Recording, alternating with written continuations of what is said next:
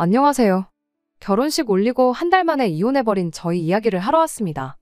이혼 사유가 흔해 빠진 성격 차이라던가 하는 이유였더라면 이게 뭐 자랑이라고 이렇게 제 이야기하러 찾아오지 않았을 거예요. 대화로 풀 수 있는 사소한 문제였다면, 단순한 가치관 차이였다면 어떻게든 대화로 해결해보려고 노력이라도 해봤을 겁니다. 하지만 이미 신뢰가 박살나버린 이 상황에 남편과 더 결혼 생활을 이어나가야 할 이유가 하나도 없더라고요. 결혼한 지 딱 한 달, 고작 제 나이 30에 이혼 엿딱지를 달고 살게 되었으니 그건 참 안타까운 상황이지만 한편으로는 차라리 일찍 결정한 게 100번 나은 선택이구나 싶어요. 어차피 지금 이혼 안 해봐야 그게 10년 후가 되었든 20년 후가 되었든 혹은 내일 모레가 되었든 간에 언젠간 이혼하게 되었을 게 안 봐도 뻔하니까 말이죠. 남편과는 3년 연애를 했고 결혼까지 하게 되었습니다.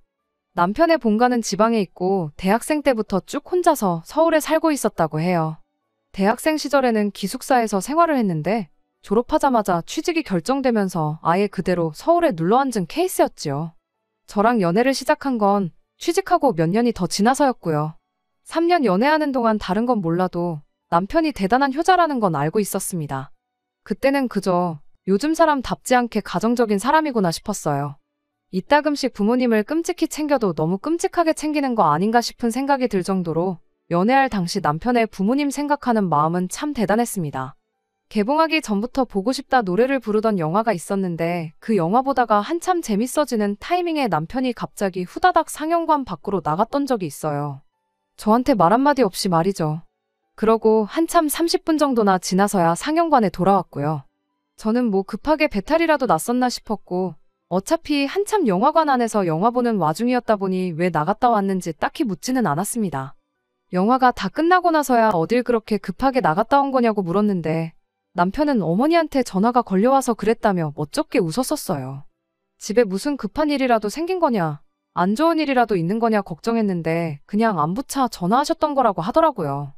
보고 싶어 하던 영화까지 포기할 정도냐고 그냥 영화 끝나고 다시 전화드리면 되는 거 아니었냐고 물어봤더니 자식이 부모를 기다리게 하는 건 불효라고 하면서 부모님 전화면 일단 받는 게 먼저라고 언제든지 안 받고 하고 싶을 때 하면 되는 거라고 생각하지 말라며 저를 타일렀어요. 더군다나 자기가 대학생 때부터 계속 부모님하고 떨어져서 살고 있는 거 모르냐며 거리가 멀어진 만큼 연락을 자주 하는 게 부모님한테 효도하는 방법이라고 설명을 하더라고요. 결국엔 그 영화를 2번이나 봐야 했네요. 남편이 꼭 보고 싶던 영화였다고 하니 안 볼 수도 없었고 대신 2번째 볼 때는 전화기는 끄고 들어가라고 했는데 남편이 그건 안 된다고 했습니다. 괜히 그 사이에 나한테 전화를 했는데 전화 안 받고 그러면 엄청 걱정하실 거 아니겠냐며 부모 걱정시키는 것도 불효라고 또 저를 가르치려고 들길래 제가 중간에서 말 끊어버리고 대신 그럼 영화 보러 가기 전에 영화 본다고 먼저 전화드리라고 했어요. 영화 끝날 때까지는 전화하지 마시라고 전화라고요.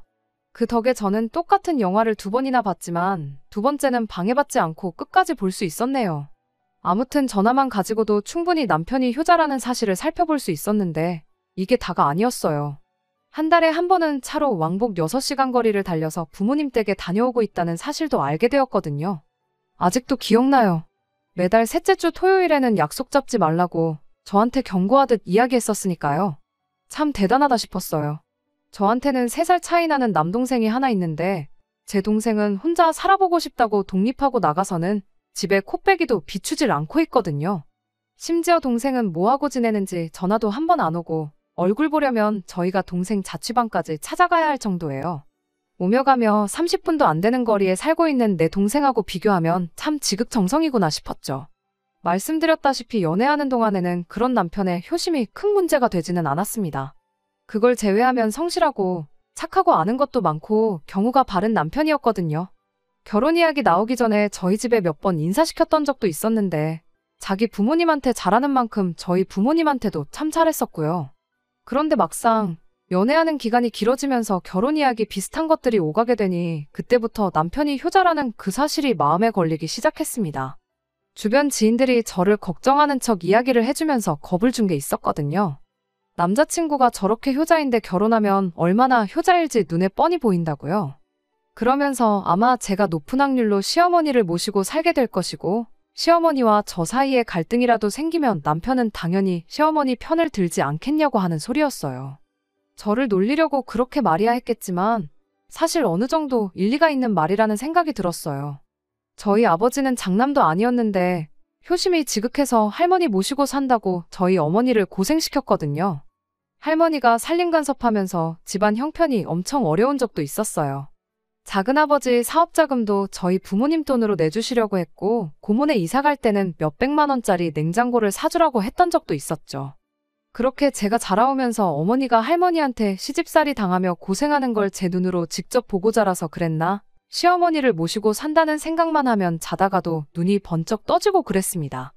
원래 제 성격상 한번 신경 쓰이는 일이 생기면 그때부터 잠도 푹 못 자고 하는 등 스트레스를 좀 심하게 받는 편이거든요. 그것 때문에 며칠 밤낮을 고생하다가 결국 단도직입적으로 물어보기로 결심했습니다. 어차피 직접 물어보고 남편 입에서 대답을 듣기 전까지는 해결될 문제도 아니었고 하니 말이에요. 그렇게 결심하자마자 바로 다음날에 남편을 불러서 허심탄회하게 물어봤어요. 솔직히 당신이 효자인 게 너무 걱정이 된다. 우리가 앞으로 결혼하게 되면 시부모님을 모시고 살지도 모른다는 생각하니 너무 심경이 복잡하다고요. 솔직하게 말해주고 만약에 시부모님을 모시고 살 계획이 있다면 결혼 이야기 더 진행되기 전에 여기까지만 하고 헤어지는 게 좋겠다고 정말 솔직하게 다 물어봤습니다. 남편은 제 질문을 듣더니 그런 걱정은 할 필요도 없다고 대답했어요. 그 정도로 스트레스 받고 있는지 몰랐다며 차근차근 하나씩 설명을 해주더라고요. 일단 시부모님을 모시고 살 일은 없을 거라고 딱 잘라서 대답을 해줬습니다. 이유는 별거 아니었어요. 시부모님이 서울에 올라올 일이 없을 거라 확신하고 있었거든요. 시부모님이 그쪽 지역에서 2대째 내려오는 식당을 운영하고 계신다고 알려주더라고요. 남편이로 나이차가 조금 있는 누나가 있는데 누나가 3대째로 가게를 이어받을 계획이라고 말을 했어요. 누나가 혼자서 가게를 꾸려나갈 때까지는 가게 때문에라도 그쪽 지역에 쭉 계셔야 할 테고 재산이라고 집 한 채 가지고 계신 거랑 가게뿐인데 누나가 가게를 이어받게 되었으니 생각해보랍니다. 모셔도 누나인 신우가 모시지 자기가 모실 일은 전혀 없으니 걱정 말라고요. 게다가 평생을 그 지역에서 살아오셔서 친구들이며 경제 기반이며 다 그쪽 동네에 있는데 자기가 뭐 서울에서 갑부 재벌이 돼서 떵떵거리며 살고 있는 것도 아니고 기껏해야 월급쟁이 신세를 면치 못하고 있는데 시부모님이 여기로 이주할 이유가 전혀 없지 않냐고 하더라고요.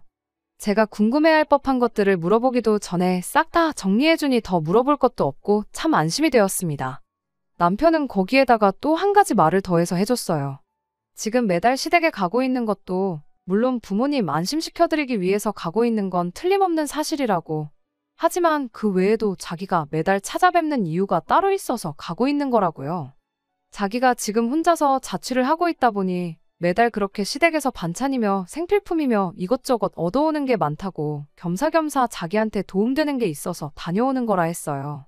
그리고 결혼을 하게 되면 명절 정도에 찾아뵙는 정도로 시댁에 방문하는 횟수를 줄일 생각이라고 말을 해줬습니다. 만에 하나 그 외에 시댁에 가야 할 일이 생기면 나 혼자 다녀오면 되는 거 아니겠냐고. 그러니 자기가 매달 시댁에 방문하는 것도 다른 이유가 있는 게 아니니까 걱정일랑 할 필요 없다고 제가 걱정했던 부분을 전부 다 해소시켜줬습니다. 다 계획과 생각이 있는 사람이구나 싶었고 그때부터는 저도 이 결혼에 확신을 갖기 시작했어요. 결혼하면 정말 남부럽지 않게 잘 살게 될 것이라 믿어 의심치 않았는데 차라리 시부모님을 모시고 살았으면 모시고 살았지 더한 게 저를 기다리고 있을 줄은 생각도 못하고 있었습니다. 최악의 상황이라고 생각했던 시부모님 합가 문제가 깔끔하게 정리되고 나니 결혼을 더 늦추거나 할 이유가 없었어요. 그전에는 우리 결혼하면 뭐를 어떻게 하면 참 좋겠다 하는 식으로 뜬구름 잡듯이 이야기했었다면 합가 문제에 대한 궁금증이 해결되고 나서는 뭐뭐 하면 좋겠다가 아니라 뭐뭐 하자, 이거 하자, 저거 하자 하는 식으로 확실하게 정할 수 있었습니다. 그 덕에 결혼 준비는 막힐 것 없이 잘 진행되기 시작했어요. 남편이야 저희 집에 결혼 이야기 나오기 전부터 몇 번 왕래를 했던 적이 있었다 보니 결혼 허락 받는 자리는 간단하게 끝냈습니다. 그리고 제가 시댁에 인사를 드리러 가게 되었지요. 그때까지는 무언가 이상하다 하는 위화감을 느끼긴 했지만 그 안 좋은 예감이 진짜가 되리라고는 상상도 하지 못했습니다.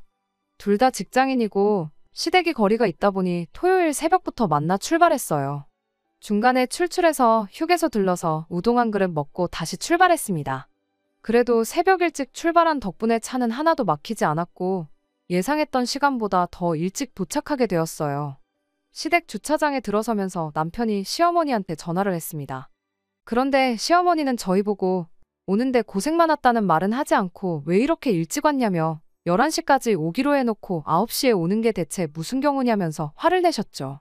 남편이 뭐가 그렇게 문제냐고 올라가서 기다려도 되냐고 물어봤는데 시어머니가 집에 들어올 생각은 하지 말고 약속 장소에 가서 기다리던가 하라더니 전화를 끊어버렸어요. 암만 제가 이 집에 며느리로 들어오는 거라지만 아직 정식 며느리도 아니고 손님으로 인사드리러 온 건데 집에는 발도 못 붙이게 하는 게 무언가 싶었습니다. 남편도 어머니가 왜 저러시는지 모르겠다며 당혹스러운 표정을 감추지 못했고요. 더군다나 제가 처음 인사 오는데 빈손으로 가긴 뭐해서 홍삼이다 석류다 이런 건강보조식품과 한우고기 선물 세트를 챙겨갔던 상황이었어요. 홍삼하고 석류는 몰라도 그때가 날도 한참 더웠을 때라 아무리 냉동 포장이 되어 있다고 해도 고기를 뜨거운 차 안에 내버려두는 건 아니라는 생각이 들었습니다. 그래서 남편이 드릴 것도 있고 그런데 잠깐 들어가는 것도 안 되느냐고 물어본다고 전화를 했었죠. 시어머니는 안 된다면 안 되는 줄 알지 왜 자꾸 물어보냐며 다시 성질을 내셨고 한우 세트 사온 걸 냉장고에 넣어두고 싶어서 그런다는 남편의 설명에 주차장까지 직접 내려와 제가 가져온 선물들을 받아서 들고 돌아가셨습니다. 저희는 주차장에 그대로 내버려둔 채 말이에요. 남편이 그때 계속 미안하다며 사과를 해왔으니 아마 남편도 그때는 몰랐던 거라 생각해요. 이미 이혼을 결심한 지금 그때 남편이 어땠는지는 별로 중요한 게 아니지만 말입니다.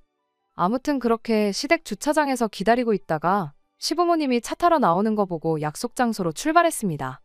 미리 가 있어봐야 오픈 시간이 11시였는데 여기 주차장이나 거기 주차장이나 주차장에서 기다려야 하는 건 매한가지인 상황이었으니까요. 그렇게 식당 앞에서 만나 가게 안으로 들어갔어요.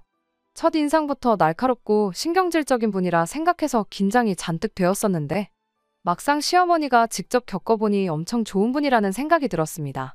아무래도 음식 장사를 하다 보니까 손님들한테 음식 제때 나가려면 주방 사람들 단호하게 휘어잡는 카리스마가 있어야 한다고 그래서 말투가 그랬던 거라고 먼저 주차장에서 있던 일을 사과하시더라고요. 식사를 밖에서 하자고 했던 건 뭐 해주기가 귀찮아서가 아니라 음식 장사한다고 매일같이 주방에서 씨름하고 그러는데 집에서도 원래 음식하는 걸 싫어해서 그런 거라고 하셨고요. 거기에 집에도 못 들어오게 하면서 밖에다가 저희를 세워놓으신 것도 사과를 해왔습니다. 그건 또 집이 더러워서 그랬던 거라고요. 요즘 일하는 사람 구하기가 힘들다 보니 밤낮 가리지 않고 출근할 때가 많은데 자연스럽게 가게 일이 바쁘게 되면서 집안일에 소홀해질 수밖에 없다며. 집이 돼지우리간도 아니고 사람 사는 곳이라 부르기 참 나쁘끄러운 상황이라 못 들어오게 했다는 겁니다. 그런 설명들을 들으니 처음에 왜 그러셨는지 다 이해가 갔고 제가 마음에 안 들어서 그런 게 아니구나 싶어서 안심했어요. 그리고 저한테 사과할 건 먼저 딱딱 사과부터 하고 조리 있게 설명을 해주시니 제가 말로만 듣던 그런 권위적인 시어머니하고는 거리도 멀어 보여서 참 좋았습니다.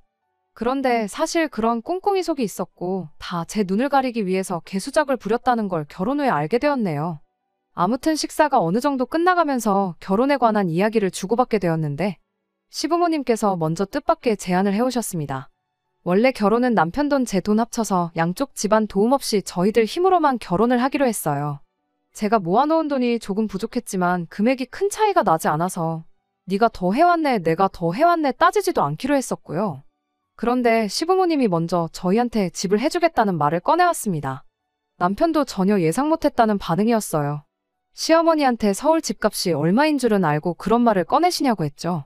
저희 다 결혼해서 앞으로 어떻게 할지 인생 계획도 짜놓은 상태라고 집 같은 거 안 해주셔도 그만이라고 시부모님을 말렸어요. 저도 선뜻 집을 해준다는 제안이 좋게 들리진 않았습니다. 집 해주시면 당연히 좋죠. 좋은데 문제는 제가 남편보다 안 그래도 돈을 모자라게 해오는 상황에 시댁에서 집까지 해주면 나중에 그걸 빌미로 이야기가 나오지 않겠나 그런 생각이었어요. 거기에 남편도 받고 싶지 않아 했는데 제가 나서서 주신다는데 받아라 할 그런 것도 아니었죠. 그런데도 시어머니는 기어이 집을 해줄 테니 그렇게 알라고 하고는 더 할 이야기 없다고 말을 딱 자르셨습니다. 집에 돌아오는 길에 남편이 먼저 부모님이 집을 해줘도 받지 말자는 식으로 이야기했었어요.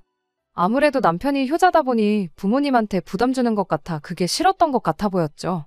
말씀드렸던 것처럼 저도 집을 받는 게 무조건 수는 아니다 생각했기에 그러겠다 했는데 바로 다음 날에 남편이 돌변해서 그 집을 받자고 이야기를 꺼내왔습니다. 갑자기 왜 생각을 바꾼 거냐 물어봤는데 평소 같으면 조리 있게 이것저것 잘 설명해줬을 남편이 아무 대답도 못하고 그냥 해준다니까 받자고 대답을 해왔네요. 그리고 그 이후에 상견례 자리를 갖게 되었습니다. 시댁에서 집을 해주기로 했던 상황이었다 보니 친정부모님께서도 땡전 한 푼 보태지 않을 수가 없다며 똑같이 반반 보태주겠다고 나오셨어요. 서울에 집 2채 구할 돈이면 강남까지는 아니더라도 좀 투자 가치 있는 지역에 좋은 집 하나 해줄 수 있지 않겠냐는 취지였는데 시부모님이 그건 또 거절하더군요. 시부모님 말은 가게는 딸한테 물려주는데 아들한테 아무것도 안 해줄 수 없지 않냐며 당신이 꼭 해주고 싶어서 하는 거라고요. 그런데 저희 집에서 돈을 도와주면 그건 당신들이 해준 거 아니겠냐 하더라고요. 꼭 해주시고 싶으시면 다음에 애들이 이사 갈 때 그때 돈을 보태주시던가 하라고 일단은 당신이 사준 집에 신혼살림을 차리게 하고 싶다 하셨죠. 이미 집도 구해놨으니 신경 쓰지 마시라고 하셨어요. 혼수 채우겠다고 집 좀 보여달라고 했는데 남편이 계속해서 그 집을 저한테서 숨겼습니다. 신혼여행 다녀오고 깜짝 선물로 우리들의 보금자리를 보여주고 싶다고 하길래 그럼 신혼살림은 어떻게 하냐고 따졌더니 이미 시부모님이 살림살이도 다 장만해 주셨다고 안 해도 된다고 하는 거예요. 집도 모자라서 살림살이까지 다 장만해 주셨다고 할 때부터 의심을 했어야 하는데 평소 남편이 믿음직스러웠던 것도 있고 시어머니 또한 그 어떤 질문에도 조리 있게 잘 대답을 해주던 분이셨다 보니 그렇게 저는 아무런 의심도 하지 않고 결혼날만 기다리고 살고 있었어요. 양가 어른들과 하객들의 축복 속에 결혼식을 올리게 되었고 신혼여행에 가서도 남편과 즐거운 시간을 보냈습니다. 앞으로 어떤 일이 벌어질지는 생각도 못한 채 말이죠. 신혼여행 다녀와서 드디어 신혼집을 처음 보겠구나 잔뜩 기대에 차 있었어요. 서울 외곽에 위치한 오래된 복도식 주공아파트였어요. 사실 그 당시에는 그런 거 하나도 신경 쓰이지 않았죠. 이제부터 시작될 결혼 생활에 부푼 기대와 함께 현관문을 열었는데 현관문 열자마자 제 기대는 와장창 산산조각이 나버리고 말았습니다. 이미 저희보다 먼저 살고 있는 사람이 있었거든요. 남편의 약속은 지켜졌어요. 그 집에 시부모님이 살고 계셨던 건 아니니까요. 시할머님이 이미 방 한 칸 차지해서 살고 있었거든요. 심지어 시할머님은 치매까지 있는 데다가 혼자서는 거동도 못할 정도로 몸이 많이 약해져 계신 상태였어요. 그제서야 시부모님이 집을 해주겠다던 거, 집을 안 받겠다던 남편이 집을 받자고 하루 만에 말을 바꾼 것부터 인사드리러 갔던 날 시댁에는 발길도 못 붙이게 했었던 게 전부 이유가 뭔지 알겠더군요. 제가 혹시나 의심을 할지도 모르니 치매 있는 할머니를 처음부터 저한테 숨기고 싶어서 그랬던 거라는 걸요. 남편은 그제서야 제 눈치를 보며 자기가 다 설명해 주겠다더라고요. 일단 시어머니가 지불해주는 조건으로 시할머니를 저희한테 떠맡긴 건 사실이라고 이실직고 하더라고요. 남편은 그래도 걱정하지 말라고 한 일주일 정도 있다가 못하겠다 말하고 할머님을 다시 시댁으로 돌려보낼 생각이라고 그게 자기 작전이라고 하는 거예요. 이미 결혼식도 올렸고 집도 다 해줬는데 우리가 배째라 나가면 시부모님도 어쩔 수 있겠냐고 하더라고요. 그 말이 하나도 믿기지는 않았죠. 평소에 남편이 얼마나 효자인지 누구보다 더 잘 알고 있었으니까요. 하지만 믿는 거 말고는 아무 방법이 없겠더라고요. 그래서 한 달 내로 이 상황을 정리하라고 말했어요. 남편은 걱정 말라고 자기가 알아서 해결하겠다고 자신있게 이야기했는데 한 달이 지나도 감감무소식이더라고요.